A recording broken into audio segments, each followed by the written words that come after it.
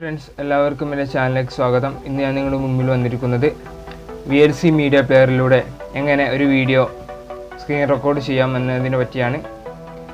അപ്പോൾ നമുക്ക് വീഡിയോയിലേക്ക് കടക്കാം.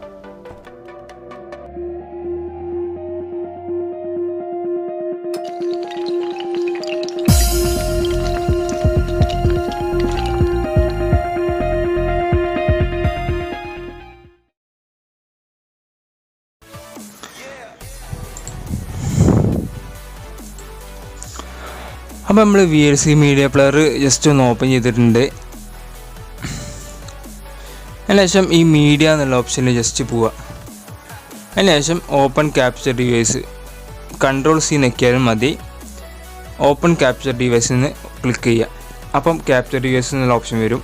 അതിനുശേഷം ഇത് ഇവിടെ ഡെസ്ക്ടോപ്പ് നാക്കുക, ക്യാപ്ചർ മോഡ്.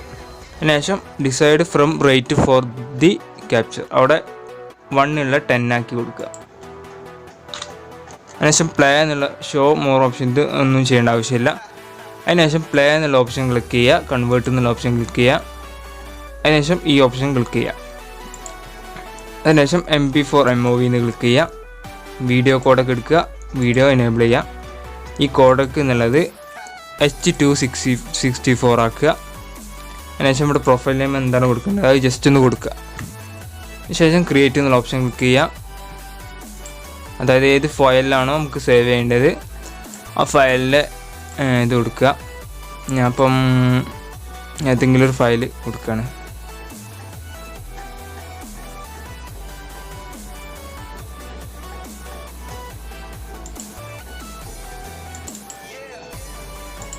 എന്തെങ്കിലും കൊടുക്കുകയാണ്. അതിനുശേഷം ഈ സ്റ്റാർട്ട് എന്നുള്ള ഓപ്ഷൻ ക്ലിക്ക് ചെയ്ത് കഴിഞ്ഞാൽ നമ്മുടെ വീഡിയോ റെക്കോർഡായി മാറുന്നതാണ്.